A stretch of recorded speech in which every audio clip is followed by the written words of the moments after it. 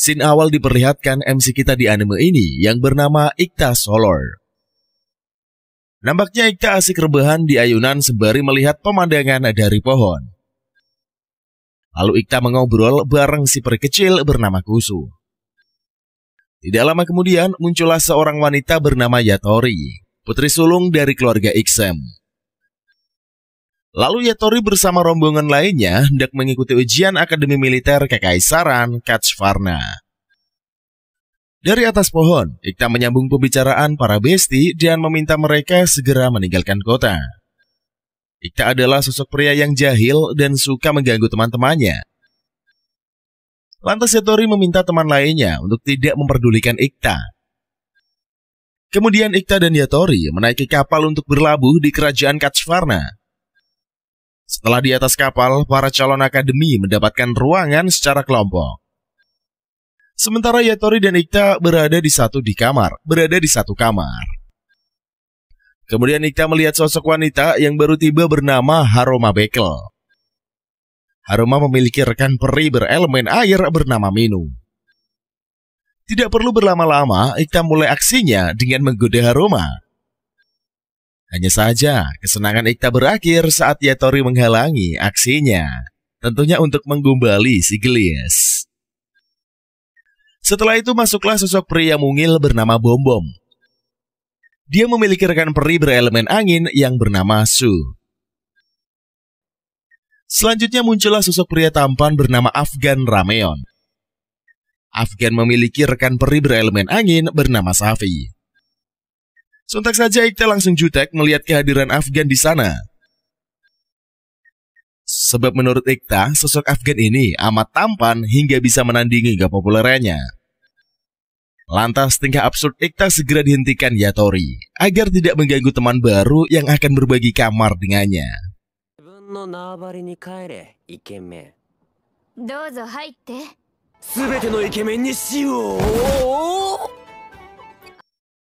Nampaknya geng Ikta akan berada di kamar yang sama dan mereka sama-sama ingin mengikuti ujian masuk Akademi Militer Kekaisaran Kachvarna. Setelah berkenalan, Bobo bermain catur bersama Afgan untuk menghabiskan waktu selama di perjalanan. Bobom kalah telak saat bermain catur dengan Afgan. Lantas bak seorang guru, Ikta memberikan arahan pada Bom untuk tidak salah langkah. Mendengarkan wejangan Ikta, Afgan baru menyadari kalau temannya memiliki memori yang kuat. Tidak lama kemudian, Haruma membawakan teh untuk teman-temannya. Karena di luar cuaca sedang hujan, maka kapal mereka terombang-ambing.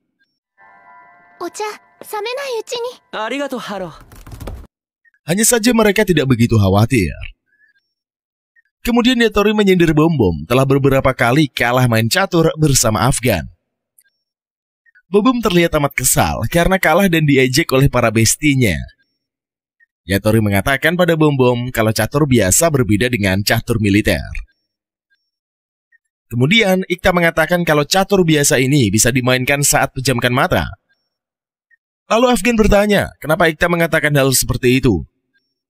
Segera Ikta menjelaskan kalau catur militer dimainkan dengan mengimajinasikan pecahan informasi yang ada untuk membayangkan situasi di keseluruhan. Mendadak kapal mulai berguncang lagi.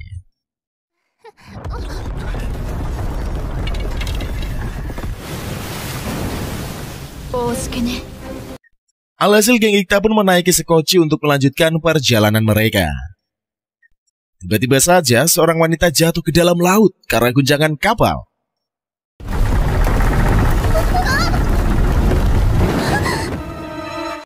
Kemudian, Ikta menyelamatkan wanita itu dari laut dan berhasil membawanya ke darat. Setelah itu, mereka terdampar di gua dekat laut. Terlihat Haruma yang sedang mendinginkan tubuh Camille. Ternyata cuy, wanita itu merupakan putri ketiga dari Kekaisaran Kachvarna yang bernama Camille Kitra Kachvarna Minik.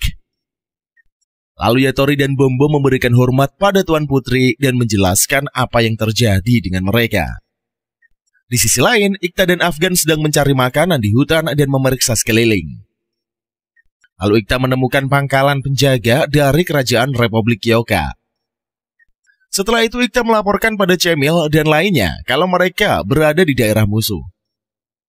Ikta memberikan dua pilihan pada mereka.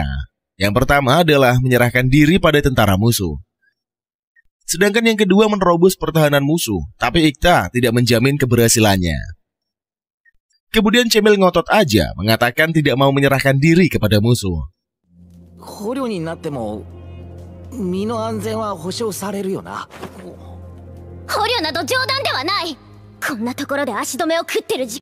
Sehingga Ikta hilang kendali dan menutup mulut sang putri sembari mengoceh. Hal tersebut langsung dihentikan Yatori dan meminta Ikta untuk memohon ampun pada sang putri.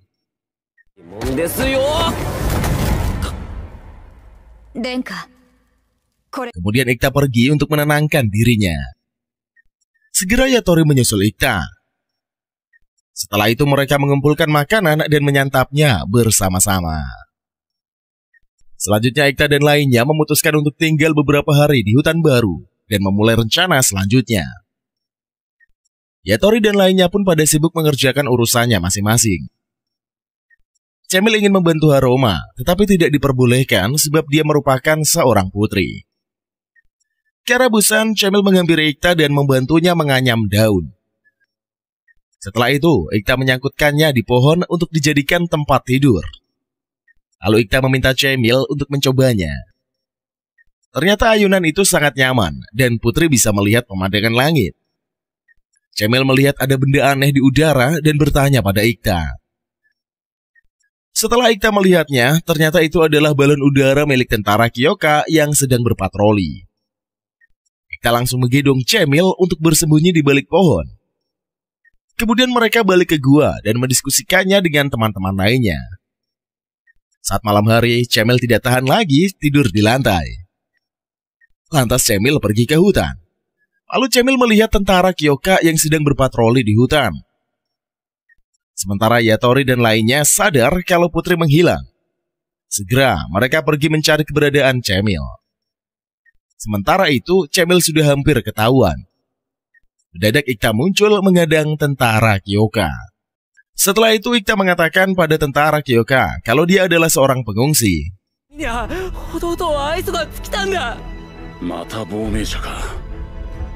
Lantas tentara mengatakan akan membawa Ikta bersama ibunya ke markas.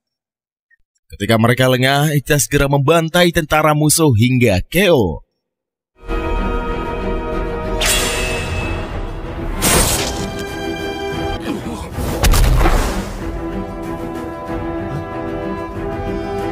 Alhasil hanya tersisa peri milik tentara. Lalu Ikta pun meminta para peri menyerahkan batu arwah karena tuan mereka telah mati. Segera para peri memberikan batu arwahnya pada Ikta dan mereka pun meninggal dengan damai. Setelah itu Ikta mengangkat mayat tentara dan menumpukannya menjadi satu. Selanjutnya Ikta dan lainnya pun kembali ke gua untuk beristirahat. Setelah insiden itu, Cemil sangat terpukul dan ingin mengakhiri hidupnya dengan mengalirkan darah pada cincin miliknya. Lalu Ikta menghentikan aksi Cemil dan menghisap darah sang putri. Ikta memperingatkan Cemil kalau dia telah menyelamatkannya dari lautan. Oleh sebab itulah, Cemil diminta agar menjaga nyawanya dan berhenti berpikir yang tidak-tidak. Kemungkinan Ikta pergi membuat persembahan untuk mereka yang telah dibunuhnya. Kusu menyemangati Ikta dan mengatakan kalau mereka melakukan hal yang benar. Keesokan harinya, Ikta membuat rencana bersama teman-temannya. Ikta berniat menukar balon udara tentara Kyoka dengan pengungsi yang akan dibebaskan. Kemudian Ikta mulai menyamar menjadi tentara Kyoka. Lantas membawa para pengungsi menuju ke letnan pasukan Kyoka. Lalu Ikta pun berhasil meyakinkan letnan kalau balon udara mereka akan dikembalikan. Sebagai taruhannya, pengungsi akan kembali ke Kachvarna. Singkat cerita, rencana Ikta berhasil dan mereka telah melewati perbatasan. Selanjutnya, Cemil tiba di kerajaan Kachvarna dan mereka disambut oleh Jenderal Rikan. Esok harinya, Bom dan yang lainnya disambut di Hotel Bintang 5. Mereka menikmati fasilitas yang mewah. Lalu muncullah berita di surat kabar mengatakan kalau Jenderal Rikan telah tewas di medan peperangan. Kemudian Yatori memberikan surat kabar pada Ikta yang masih rebahan di kamar. Dengan santuinya Ikta mengatakan kalau dia sudah memprediksi apa yang akan terjadi. Lalu Ikta dan yang lainnya diminta untuk segera menghadap Maha ke Raja Istana. Setelah bertemu Maharaja, kelima prajurit yang menyelamatkan putri pun dianugerahi sebagai kesatria kerajaan. Teman-teman lainnya sangat senang mendapatkan penghargaan dari Raja, tetapi tidak dengan Ikta. Setelah penobatan, Ikta dan yang lainnya pun kembali ke kamar hotel dengan kereta kerajaan. Hanya saja terjadi sedikit insiden karena Cemil membahas mengenai ibunya Ikta.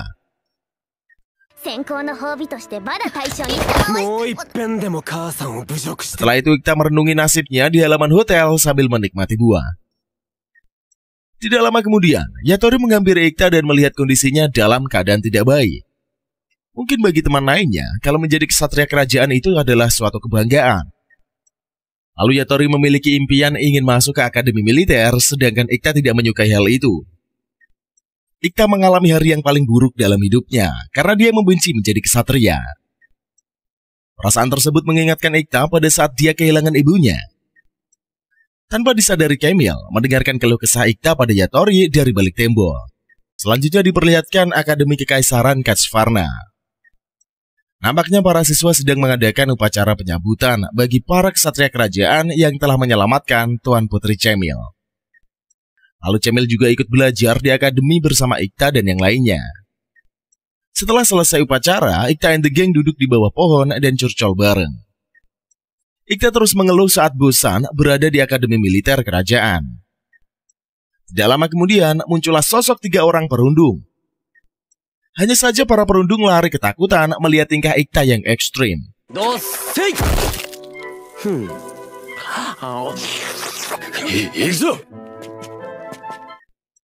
Kemudian geng Ikta masuk ke dalam kelas untuk memulai pelajaran. Begitu juga Cemil yang baru tiba di kelas dan duduk di samping Ikta. Cemil melihat sikap Ikta acuh tak acuh dan sangat pemalas. Sehingga Putri membuat pesan dan Ikta pun membalasnya. Mendadak guru bertanya pada Cemil mengenai pelajaran. Dengan sigap Ikta memberikan kode agar Cemil bisa menjawabnya. Walaupun Ikta sibuk bermain, tapi dia tetap fokus mendengarkan pelajaran di kelas. Lantas Pak Guru bertanya pada Ikta mengenai perang sejarah. Sontak saja Ikta auto menjawab Pak Guru dengan pemikirannya seperti saat bermain catur kerajaan. Lalu di sela-sela penjelasannya, Ikta memberikan penilaiannya terhadap perang tersebut. Ikta mengatakan, jika mereka hendak belajar sejarah, maka para siswa jangan hanya duduk manis membaca peta di kelas saja. Para siswa seharusnya mampu membayangkan setiap pergerakan pasukan secara nyata. Mendengar penjelasan Ikta yang sangat keren, Afgan dan teman lainnya pun salut, begitu juga Putri Cemil. Keesokan harinya, para siswa latihan tembak di arena menggunakan senapan angin. Bombo memuji kemampuan Afgan menggunakan senapan. Afgan menjelaskan kalau dia hanya bisa menembak sasaran dengan jarak jauh saja. Tidak lama, kakak laki-laki Afgan bernama Temon Rameon datang menghampiri mereka. Temon mengolok-olok adiknya di depan bom-bom. Sehingga terlihat kalau Rameon bersaudara tidaklah akrab. Mendengar ocehan Temon membuat telinga amat sakit. Sehingga Ikta membalas perlakuannya. Lantas Ikta melakukan provokasi kepada keluarga Rameon sehingga dia dipukuli.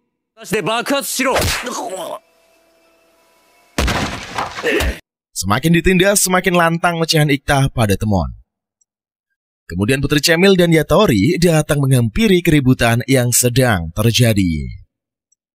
Ikta menggunakan strategi perang. Apabila 5 orang melawan 1 prajurit, maka yang kalah boleh digantikan. Setelah itu Ikta pun mundur, maka Yatori maju menggantikannya dan menyerang keluarga Rameon serta teman-temannya.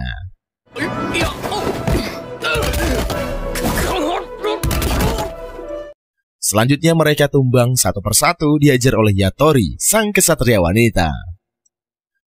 Alhasil geng Temon memilih mundur dari pertarungan. Setelah itu Ikta pun dirawat oleh Haroma karena tubuhnya yang penuh dengan luka lebam akibat insiden tadi. Cemil menyadari kalau Ikta melakukan aksinya tadi karena menyadari Putri Cemil dan Yatori akan datang. Yatori meminta Afgan tidak usah mengkhawatirkan keadaan Ikta karena sang bocah baik-baik saja. Afgan merasa bersalah karena perlakuan saudaranya ini keterlaluan. Lalu Ikta bertanya pada Afgan apakah ia mengetahui fungsi dari perang siasat.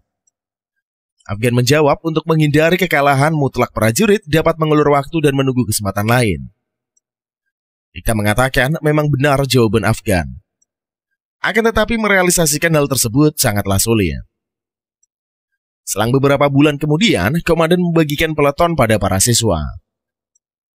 Dimulai dengan Letnan Yatori Shino X6, berada di balistik api peleton 1. Selanjutnya Letnan Afgan Rameon berada di senapan angin peleton 1. Lalu Letda Itsuka Solark berada di bagian zeni cahaya peleton 3. Setelah pelantikan, Komandan Peleton 3 Ikta Solark disambut oleh Sersan Mayor bernama Suya Mito Khalif dan anggotanya. Ternyata Suya mempunyai dendam pada Ikta karena dia telah merusak rumah tanggaan orang tuanya. Ikta telah selingkuh dengan ibunya Suya yang bernama Amicia. Maka Suya sangat membenci Ikta. Lalu Ikta pun curcol pada Yatori and the Gang, tetapi dia diabaikan oleh teman-temannya. Sialnya lagi, Yatori melarang Putri dan Afgan membantu Ikta. Sebab Ikta harus menyelesaikan masalah intern pasukannya. Dari sisi lain lah, Temon bersama teman-temannya mengetahui berita Ikta diabaikan pasukannya sendiri. Selang beberapa waktu, Bobo heboh karena simulasi perang akan segera diadakan. Afgan mengetahui hal itu dan mengatakan kalau 6 peleton akan dibagi menjadi 2 dan mereka akan menggunakan peluru cat sebagai latihan perang. Kemudian Bom mengatakan permasalahannya adalah kubu pertama terdapat peleton dari Ikta, Bom dan juga Afgan. Sedangkan kubu kedua terdapat peleton dari Yatori, Temon, dan juga Abdel. Melihat kepanikan Bom, Ikta berkomentar dengan santuy kalau senior mereka akan mengintimidasi para junior yang baru bergabung. Sementara Yatori menanggapi kalau senior begitu ramah sampai ingin turun tangan menghadapi juniornya. Kemudian si tukang pembuat onar pergi menjumpai Suya dan bertanya, kenapa dia begitu membenci Ikta. Lantas Suya mengatakan kalau dia kesal karena Komandan Ikta terlihat memiliki fisik yang sangat letoy. Mendengarkan hal tersebut, Ikta membuat taruhan pada Suya. Jika Ikta berhasil memenangkan latihan simulasi perang, maka dia akan mendapatkan jabatannya kembali sebagai komandan. Lalu Suya bertanya, bagaimana kalau Ikta kalah dalam simulasi perang?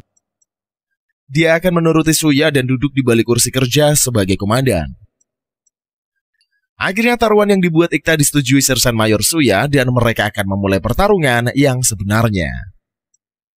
Scene beralih pada bagian selatan hutan URT. Nampaknya rombongan peleton 1 dikomandai oleh Ikta.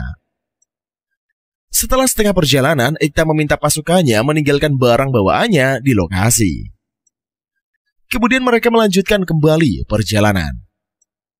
Namun Suya terlihat protes dengan tindakan Ikta. Tetapi apalah daya, sang ahli strategi tidak mau mendengarkan ocehan bawahannya. Setelah itu Ikta meminta pasukannya untuk berkemah di daerah lain karena tidak sesuai dengan jalur dari peta. Suya protes kembali pada sang komandan, tetapi Ikta selalu bisa memberikan penjelasan yang logis kepadanya. Kemudian Suya bertanya apakah komandan pernah melewati hutan URT.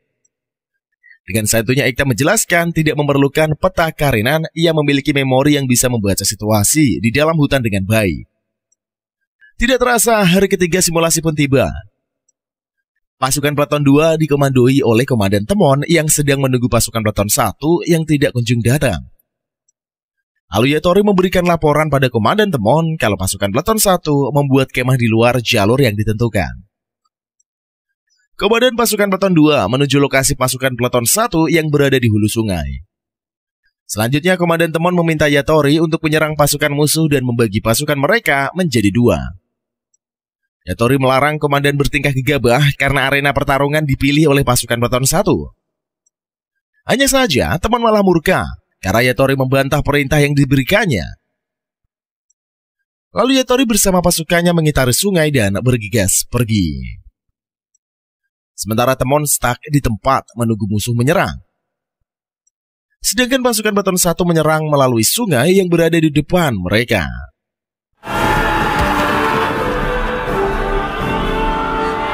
Ternyata sebelumnya Ikta meminta pasukannya membuat jembatan di dalam air menggunakan pohon agar memudahkan mereka menyerang musuh.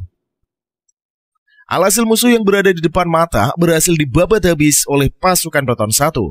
の予想通り、相手は想定外の強襲に応戦できていない。Temon hampir terkena tembakan, tetapi Yatori datang menghadang serangan lawan. Lalu Ikta meminta pasukan Peleton 1 mundur dan akan memikirkan strategi baru. Pasukan Ikta nyaris hampir menang, tetapi Yatori menghalangi rencana mereka. Selanjutnya Ikta meminta pasukan Peleton 1 untuk maju ke perbatasan utara, titik akhir jalur yang akan ditempuh musuh. Sementara Komandan Temon mengira pasukan Ikta akan mengejar mereka dan merencanakan pengepungan dari balik hutan.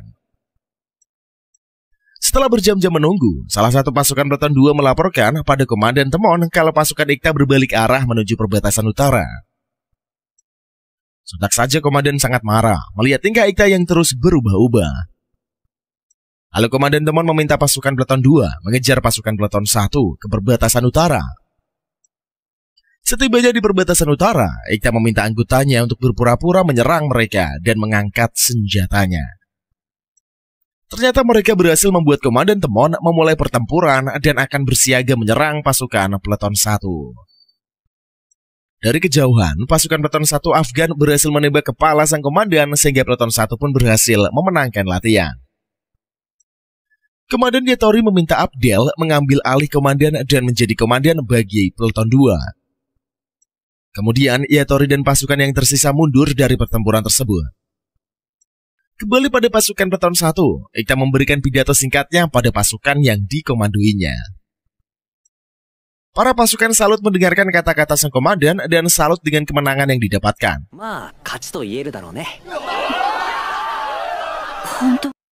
Sementara Afgan baru tiba dari hutan dan melihat aksi heroik sang komandan yang dipuja-puja para pasukan. Begitu juga Bom-Bom yang sedikit kagum dengan aksi Ikta seorang ahli strategis yang mampu memenangkan perang tanpa pertarungan yang sia-sia. Selanjutnya Afgan mengatakan pada Ikta kalau dia melihat Cemil yang berada di hutan barat bersama dengan algojonya. Ikta mulai curiga kalau sang putri sepertinya telah dijebak musuh. Sesuai dugaan Ikta, salah satu prajurit kerajaan berkhianat dan menculik sang putri dengan cara membiusnya. Sementara Temon terlihat sangat terpuruk karena kalah dari pasukan Ikta. Yatori menyarankan pada komandan agar mereka menyerah karena telah berhasil dikalahkan musuh. Tetapi Komandan Temon tidak terima dan menantang keputusan tersebut.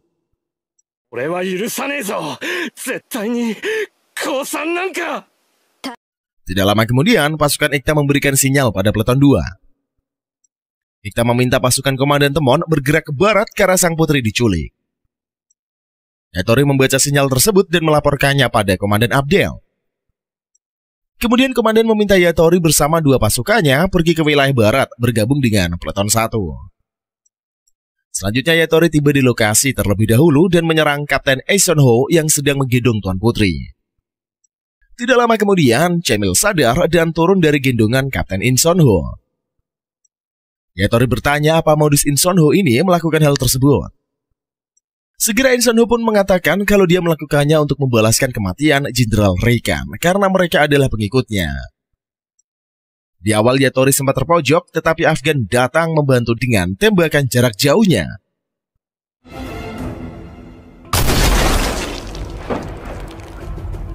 Sehingga Inson Ho ini tumbang. Kemudian Yatori membabat habis prajurit dengan pedangnya secara sadis. Setelah itu Ikta datang menenangkan Yatori yang terlihat dilema membunuh banyak orang. Yatori bersandar di bahu Ikta karena lelah setelah menyelesaikan pertarungan. Ikta selalu menjadi tangan kanan Yatori ketika dia lelah dan selalu mendampinginya. Setelah Ikta bertanya pada Aeson Ho mengapa dia memberontak pada kerajaan, segera Cemil menjelaskan kalau Aeson Ho adalah pengikut dari Jenderal Reikan dan ingin balas dendam. Ikta langsung menanggapi kalau yang diperbuat Kapten Aeson Ho ini adalah wajar. Bahkan Ikta kecewa karena sang kapten tidak mengajaknya ikut. Aeson Ho merasa kalau strategi perang Ikta sama seperti Jenderal Reikan dan sepertinya mereka memiliki guru yang sama. Lalu sang kapten menghembuskan nafas terakhirnya dengan damai. Kemudian Ikta menyapa Cemil yang tubuhnya dipenuhi dengan darah. Ikta mengatakan kalau Tuan Putri seperti dibaluri saus tomat dan terlihat enak. Alhasil, para prajurit tertawa mendengarkan ocehan Ikta.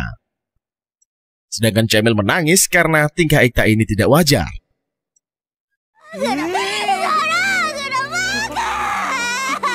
Putri pun memukuli tubuh Ikta sambil menangis-nangis. Keesokan harinya, Yatori bersama Shia latihan pedang di hutan. Terlihat kalau Yatori masih trauma saat membunuh musuhnya di pertempuran kemarin. Yatori mengatakan kalau dia adalah seorang ahli pedang saat di medan pertempuran. Mendengar hal tersebut, Shia bertanya pada Yatori, apakah dia terlihat seperti api.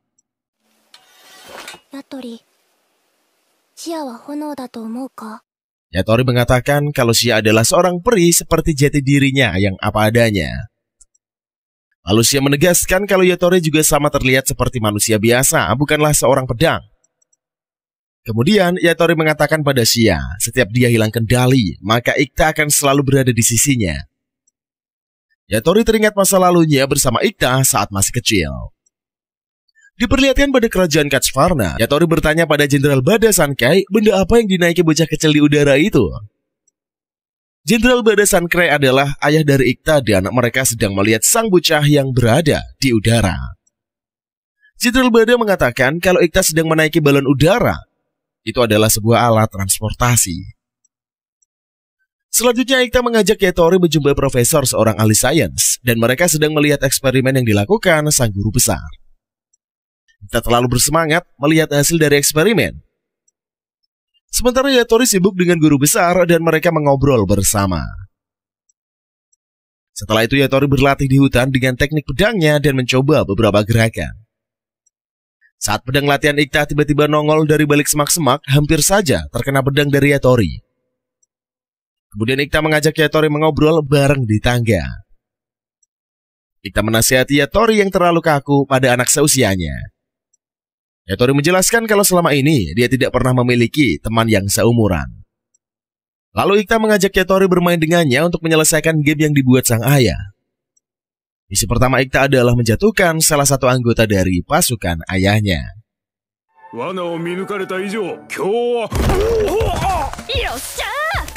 Lanjut pada misi kedua, yaitu mencuri bahan makanan di dapur. Ikta mengatakan pada Yatori kalau yang menjaga bahan makanan di dapur adalah orang yang menakutkan. Yatori mengatakan akan menyelesaikan misi tersebut dan benar saja, mereka berhasil mendapatkan banyak makanan. Selanjutnya Ikta mengajak Yatori bertandang ke rumahnya dan bertemu ibu Ikta. Yatori merasakan sosok seorang ibu saat dipeluk ibunda Ikta hingga membuatnya terharu. Sang ibu meminta kedua bocah untuk bermain sementara, sebab ibu akan memasakkan makanan buat mereka. Lalu Ikta mengajak Yatori bermain catur dengannya. Setelah bermain seharian, Yatori mengatakan kalau dia ingin menjadi seorang tentara kerajaan. Sementara Ikta ingin menjadi seorang penjelajah ilmu pengetahuan. Oleh karena itulah, Ikta mengajak Yatori untuk bergabung dengannya mengelilingi dunia. Karena Yatori adalah kesatria, maka Ikta akan terlindungi saat berpetualang. Keesokan harinya, teman-teman mengajak Ikta dan Yatori pergi ke sebuah pondok yang berada di hutan. Akan tetapi, peralatan kedua temannya ini tertinggal sehingga mereka kembali untuk mengambilnya. Tinggallah Yatori dan Ikta di pondok tersebut. Kemudian muncullah segerombolan serigala. Yatori menyelamatkan Ikta dan mereka mengunci diri di dalam pondok. Ikta dan Yatori mengumpulkan senjata seadanya. Lalu kedua bocah membicarakan strategi yang akan dibuat. Setelah itu Yatori dan Ikta memulai penyerangan terhadap sekelompok serigala.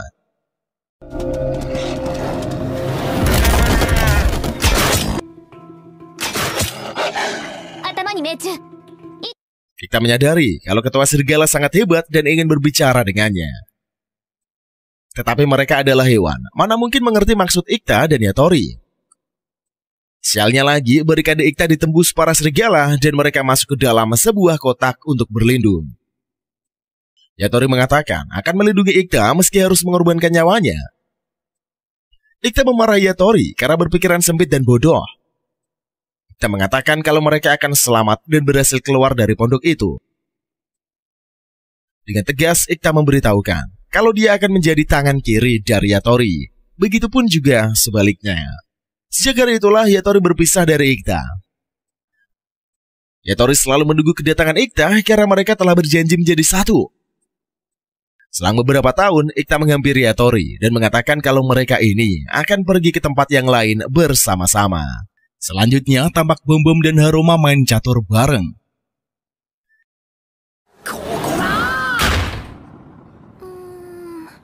Haruma selalu kalah dari Bom Bom hingga membuatnya menyerah.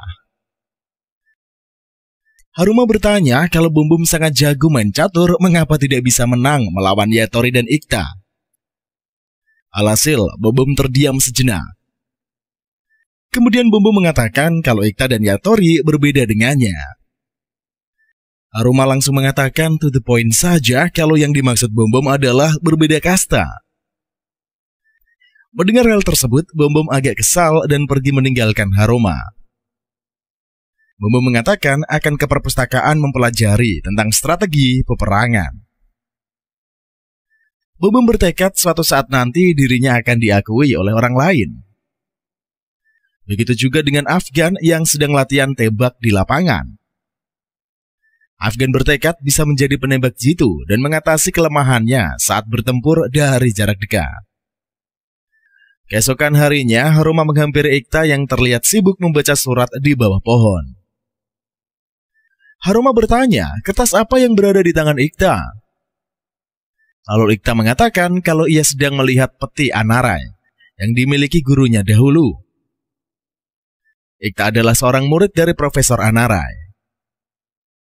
Kemudian Ikta mendapatkan surat yang berisi tentang peti Anarai, bahan penelitian yang dikumpulkan Profesor dan dimasukkan ke dalam peti.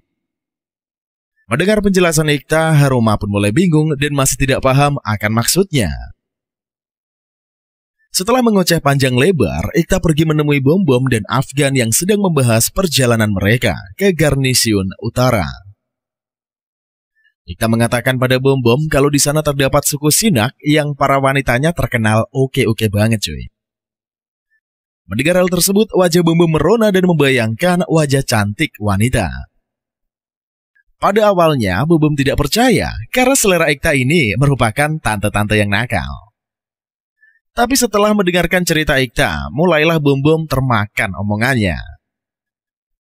Tak lama kemudian, rombongan putri datang dan bertanya apa yang dibicarakan oleh tiga pria itu. Yatori langsung menyela kalau para pria sedang berbicara yang tidak layak didengar oleh putri. Lalu Ikta mulai menggoda Haruma sehingga membuatnya malu. Tanpa basa-basi, Yatori mengajar Ikta untuk menjaga ucapannya pada seorang gadis. Setelah beberapa minggu, rombongan pasukan Ikta bersama Tuan Putri tiba di Garnisun Utara. Mereka disambut Jenderal Safida dan dia memberikan pidato yang amat panjang. Kemudian sang jenderal pun mempersilahkan para tamu pasukan garnisun lainnya untuk menikmati hidangan. Ikta terlihat amat bosan dengan acara penyambutan. Tidak lama kemudian, seorang Letda Sazarov datang menghampiri Ikta dan mengajaknya mengobrol. Lalu Cemil menghampiri Ikta yang sedang ngobrol bersama Sazarov. Di sisi lain, seorang pria bertubuh besar menantang Yatori untuk beradu pedang dengannya. Yatori pun meladeni ajakan pria bernama Letda Daikun itu cuy. Segera Daikun memberikan Yatori 2 pedang untuk melawannya. Tetapi Yatori mengatakan akan melawan Letda Daikun dengan 1 pedang. Lalu mulailah pertarungan 2 kesatria di aula pesta dan disaksikan oleh banyak penonton.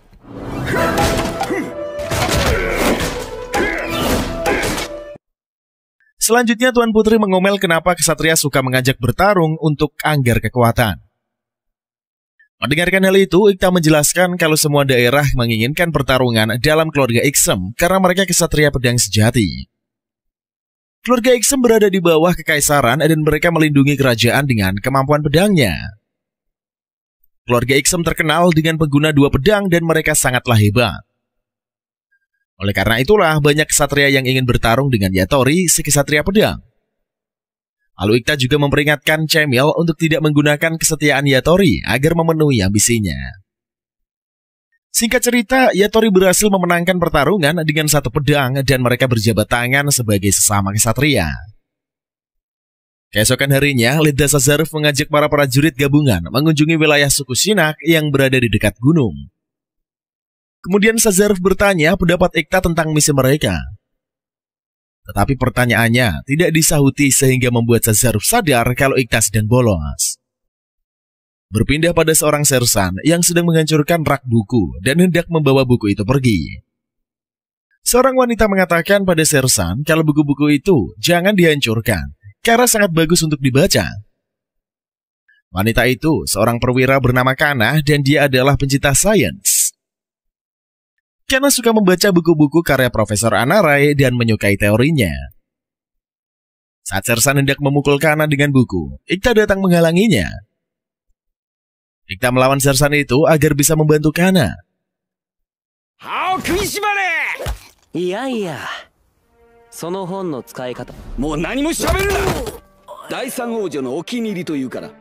Akhirnya Ikta bisa mengusir si sersan Saiko agar tidak mengganggu Kana. Karena Ikta seorang pencinta wanita, maka dia selalu menolong para wanita yang lemah. Tidak lama kemudian, Sazaruf menarik tubuh Ikta dan akan menghukumnya karena dia berani bolos.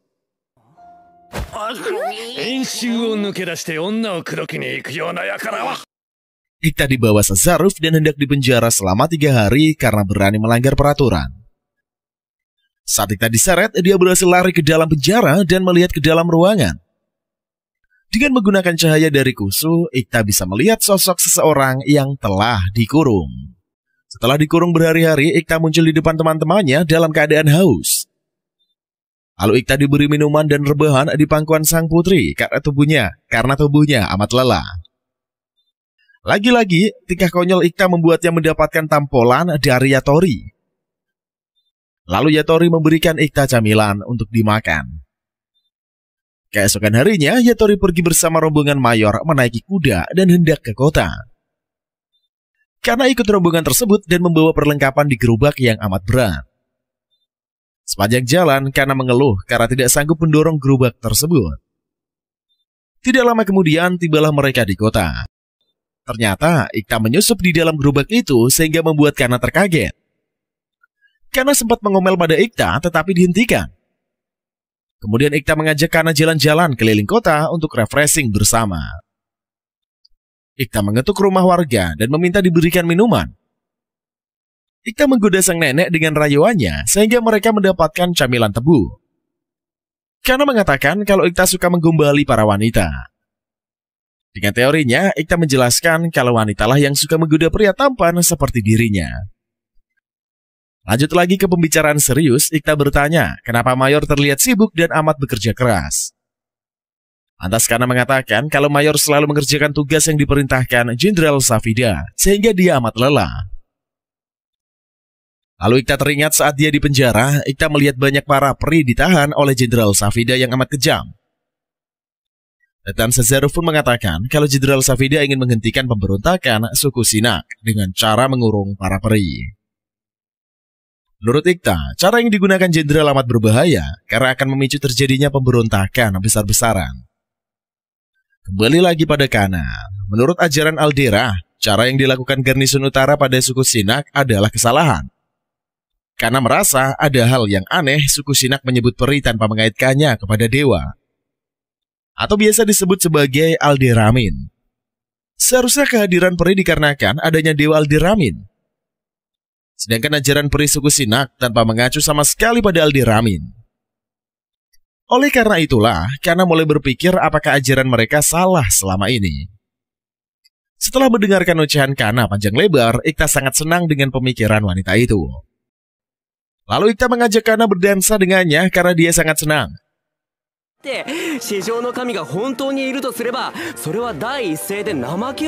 Tidak lama mereka mendengarkan suara tembakan dari gedung sebelah. Begitu juga dengan Yatori, ia bergegas memeriksa keadaan Mayor Taek. Ternyata pasukan Garnison Utara telah dibantai oleh suku Sinak hingga tewas. Yatori pergi melaksanakan misi selanjutnya dan mengejar suku Sanak. Saat tiba di perbatasan, Yatori melihat segerombolan pasukan suku Sinak yang berada di tebing dan pegunungan. Lalu Yatori bertanya kepada kepala suku Sinak mengapa mereka membunuh Mayor Taek dan yang lainnya. Dan anak pun langsung menjawab kalau peri mereka telah diculik oleh Jenderal Safida. Anak juga mengatakan pada Yatori kalau hak suku Sinak telah dirampas Jenderal dan mereka dikucilkan. Selanjutnya Yatori bertanya apa keinginan dari Nanak sebenarnya. Segera kepala suku menyatakan perang suci akan dimulai, maka Garnison Utara akan melawan suku Shina. Lalu prajurit melaporkan pada Jenderal Safida tentang pemikiran kepala suku Shina. Sang jenderal menanggapi kalau suku Shinnok telah melakukan pemberontakan pada kekaisaran dan akan membumi hanguskan daerah mereka. Berpindah pada Yatori dan kawan-kawan yang sedang berkumpul membahas suku Shina. Sepertinya Ikta memikirkan sesuatu yang mengganjal. Ikta bertanya pada Yatori apakah benar kepala suku mengatakan melakukan perang suci. Yatori mengiyakan statement tersebut karena ia telah tahu kebenarannya. Ikta sudah menduga kalau ada seseorang yang mampu memicu perang saudara ini. Keesokan harinya, Jenderal Safida mengutus banyak pasukan tentara untuk membantai suku Shina. Di daerah lembah dan gunung terjadilah baku hantam dan perang pun dimulai.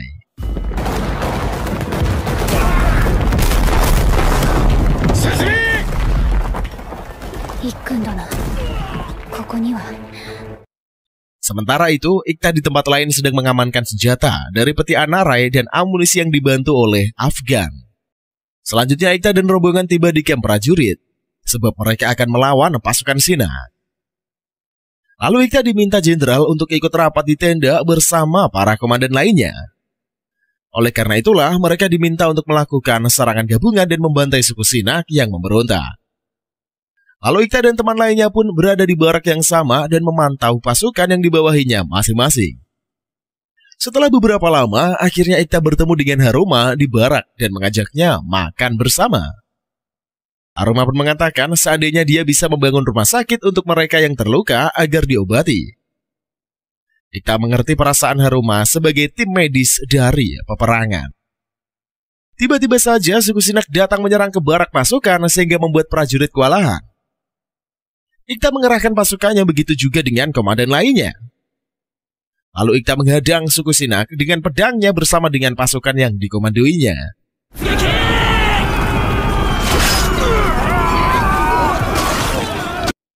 Bobom dan Afgan mengerahkan pasukannya serta bertarung melawan musuh. Terjadilah pertarungan sengit dan pasukan peleton dapat membebat habis pasukan musuh yang menyerang barak mereka. Kemudian Suya melaporkan pada Ikta kalau pasukan musuh telah kalah. Sementara dari pasukan peleton tidak terdapat korban. Ikta mengatakan pada Suya, mudahkan jika bertekad melawan musuh.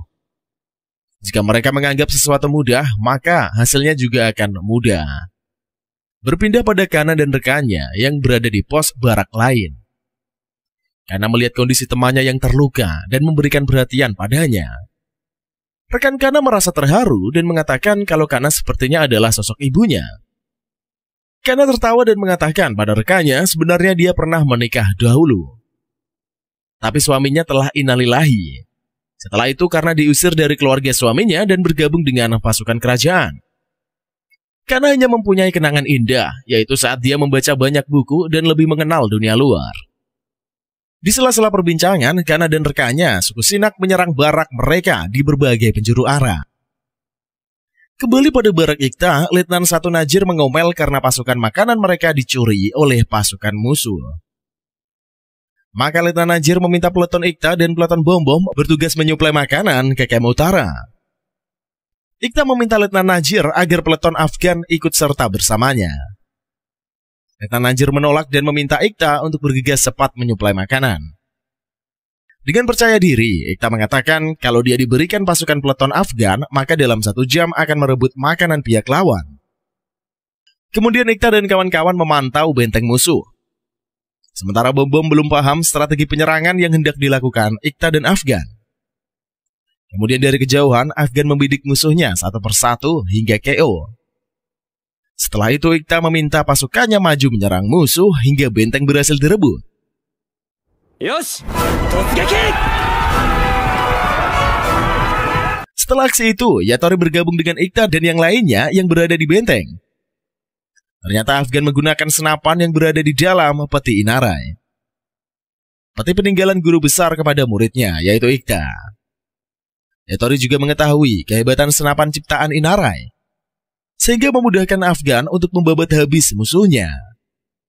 Karena teknologi canggih yang diciptakan guru Inari ini, maka Afgan akan menamakan pasukannya sebagai penembak jitu.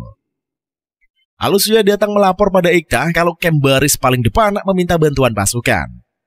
Segera Ikta dan yang lainnya ke lokasi dan melihat kalau camp baris depan telah dibantai musuh. Selanjutnya Ikta mengatakan pada Suya dan yang lainnya kalau berita itu tidak boleh diketahui oleh siapapun. Mulai dari sekarang, Ikta akan mengambil alih pasukan dan akan memerintah pasukan yang tersisa. Setelah berjalan cukup jauh, Ikta meminta prajuritnya untuk membuat camp di tebing. Di awal, bawahan Ikta komplain dan meminta komandan untuk melanjutkan perjalanan. Tetapi semuanya terhenti karena Ikta menjelaskan kalau mereka harus beradaptasi dengan daerah gunung dan tebing untuk bertempur. Pasukan juga harus mempelajari cara bertempur saat berada di pegunungan.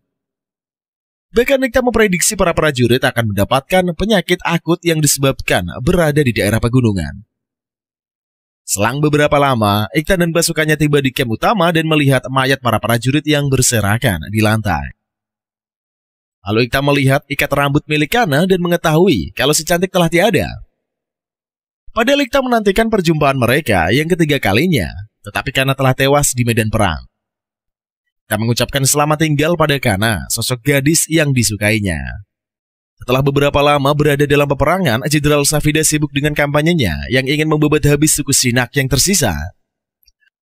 Pak Kumis meminta para pasukan untuk beristirahat karena besok akan menjadi perang terakhir bagi mereka. Keesokan harinya, rombongan pasukan utara maju melanjutkan misi mereka. Ikta dan timnya beriringan dengan Letnan Sazaruf dan mereka membahas perang bersama.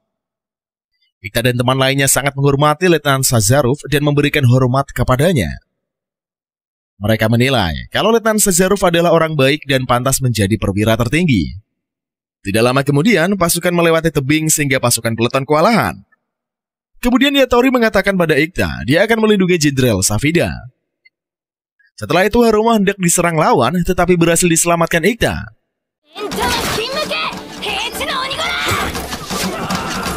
Sementara Ikta diincar oleh musuh dan sedang terpojok. Lalu datanglah Letda Daikun membantu Ikta dan memintanya agar segera bangkit kembali. Ikta dan Daikun bertarung bersama menghadang para musuhnya. Haruma berhasil selamat, tetapi dia terlihat amat syok. Di sisi lain, Yatori menghadang Darnanak yang mengincar Jenderal Safida. Terjadilah pertempuran sengit antara Yatori dan Darnanak. Singkat cerita, Darnanak kalah dalam pertarungan melawan Yatori. Tiba-tiba terdengar suara jeritan dan Yatori menoleh ke belakang. Ternyata Daikun terluka parah karena serangan anggota Kalakam. Lalu Yatori menghadang serangan pria berjubah yang terlihat amat tangguh. Yatori pun tidak mau kalah dan membalas serangan musuh. Tapi pasukan pria berjubah melarikan diri ke dalam jurang. Kemudian Yatori memeriksa keadaan Daikun yang kritis. Daikun membisikkan pesan pada Yatori sebelum dia mengembuskan nafas terakhirnya. Ikta dan yang lainnya pun berduka kehilangan rekan tercintanya sang pahlawan Daikun. Setelah itu Darnanak berhasil melarikan diri dan berhasil ke desanya. Akan tetapi saat dia kembali ke desanya, ia telah dilahap oleh si jago merah. Lalu Darnanak memasuki rumah tetua dan melihat ada pasukan garnision utara yang berada di sana.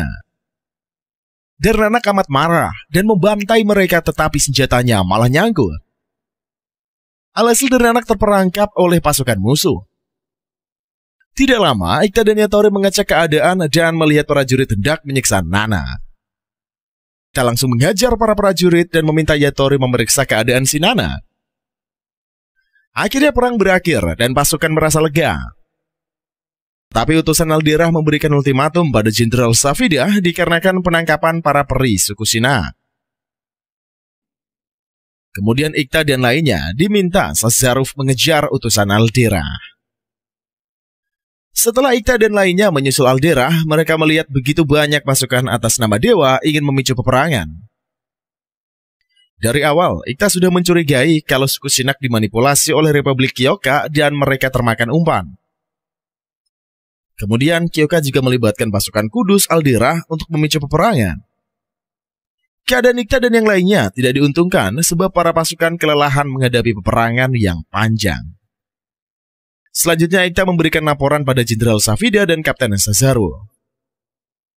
Setelah itu, Ikta membisikkan strategi tempurnya pada Letnan Sazaruf dan disetujuinya. Kapten Sazaruf mengatakan pada Jenderal Safida kalau mereka akan memenangkan pertempuran dengan pasukan berjumlah 600. Melawan pasukan musuh yang berjumlah 1.200 meski semuanya di luar nalar. Tetapi si ahli strategi memulai perannya melalui Kapten Sazaruf. Kemudian Ikta meminta para jenderal untuk memakai pasukan dari suku Sina. Lalu sang jenderal menyetujuinya dan memberikan kendali pada Kapten Sazaruf. Selanjutnya Ikta menemui Nanak bersama Yatori di tenda penahanan. Ikta meminta maaf pada Nanak dengan cara memotong jari kelingkingnya sebanyak 3 kali. Ikta melakukan tradisi dari suku Sinak jika ingin meminta maaf pada musuhnya. Setelah melihat ketulusan Ikta kepadanya, Nanak auto memberikan maafnya. Lalu Ikta meminta bantuan pasukan Nanak untuk mengalahkan pasukan Dewa Aldera. Ikta menceritakan pemicu terjadinya perang suku Sinak dengan Garnision Utara. Setelah mengerti situasi yang sebenarnya, Nanak mengizinkan pasukannya dipinjam oleh Ikta. Kemudian Ikta mengatakan kalau dia adalah teman lama Nanak dahulu semasa kecil. Nanak baru menyadari kalau Ikta adalah temannya dan terharu bisa bertemu kembali dengannya. Setelah beberapa hari kemudian, para tentara membakar hutan agar pasukan Kudus tidak bisa melewatinya. Tetapi pasukan Kudus Aldera memilih untuk memadamkan api yang berada di hutan. Ikta mulai curiga siapa dalang dibalik dari semua ini, yang memicu peperangan dan membuat strategi perang dari pihak lawan. Yatori mengatakan kalau Kyoka mengirim seorang letnan yang masih berusia muda di kerajaan Aldera. Lalu Kapten Sazaruf mengatakan kalau pria itu dijuluki sebagai Jenderal Ide Cemerlang. Setelah itu, Ikta dan yang lainnya merencanakan penyerangan untuk melawan pasukan Aldera. Keesokan harinya, Ikta bersama pasukannya menunggu pasukan Aldera di balik hutan yang panas. Ikta mulai goyah mendengar Jenderal Kyoka yang adalah ahli strategi di dalam peperangan. Sementara di pasukan Ikta, ia hanya memiliki pasukan 600 orang ditambah pasukan Nanak sejumlah 120 orang. Sedangkan pihak musuh mempunyai pasukan berjumlah ribuan orang. Ternyata pria jenius dari Republik Kyoka bernama Jin dia ikut dalam peperangan. Peperangan berlangsung sangatlah panjang. Di awal, pihak Ikta mendapatkan serangan yang mengejutkan dari pihak lawan.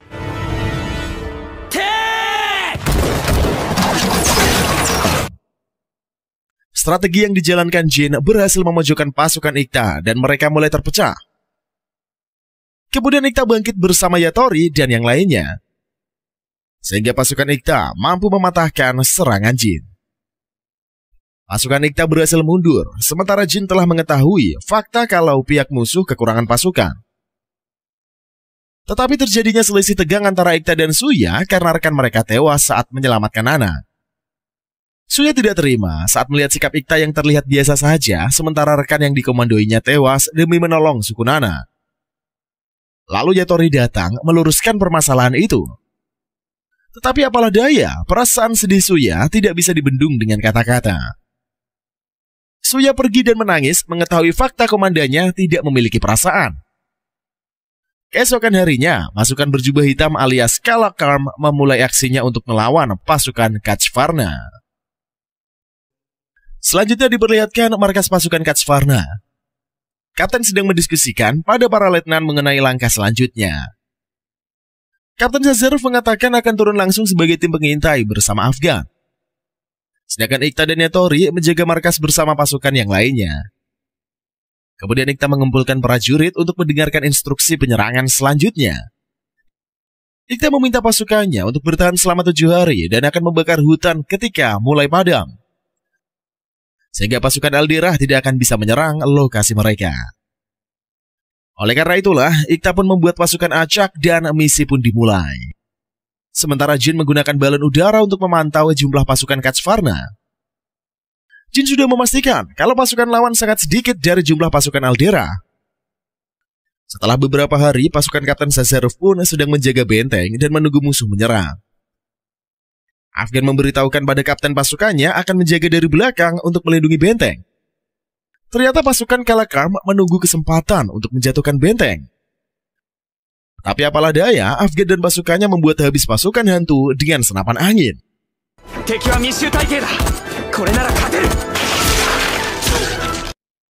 Sebelumnya Ikta memberikan arahan kalau dalam beberapa hari pasukan Kalakam akan menyerang mereka. Alhasil Afgan mampu membabat habis musuh dan mereka berhasil bertahan.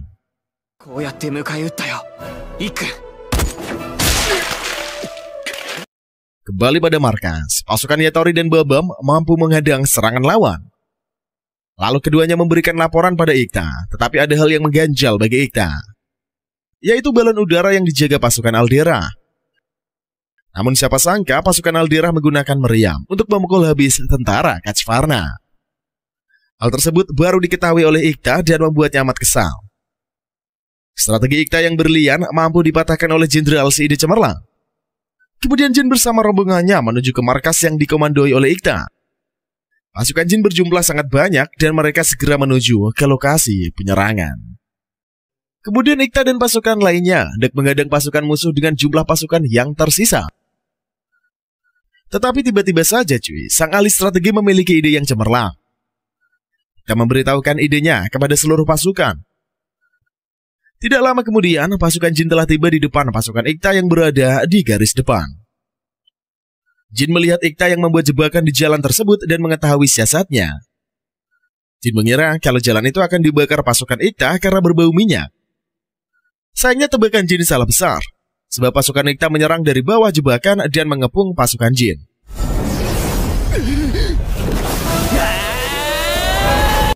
Kemudian Jin dan pasukannya terpojok, lalu Ikta mengibarkan bendera negosiasi.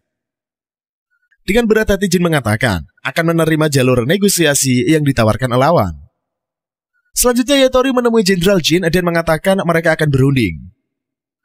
Di awal Jin mengira Yatori adalah komandan mereka dan ternyata bukan. Ikta menghampiri Jin dan mengatakan akan melakukan negosiasi dengannya. Ikta meminta Jin untuk mundur dan melakukan peperangan ulang dalam beberapa hari. Jin menolak karena pada saat ini mereka telah kalah jumlah. Lalu Ikta mengancam Jin dengan cahaya dari peri di bahunya.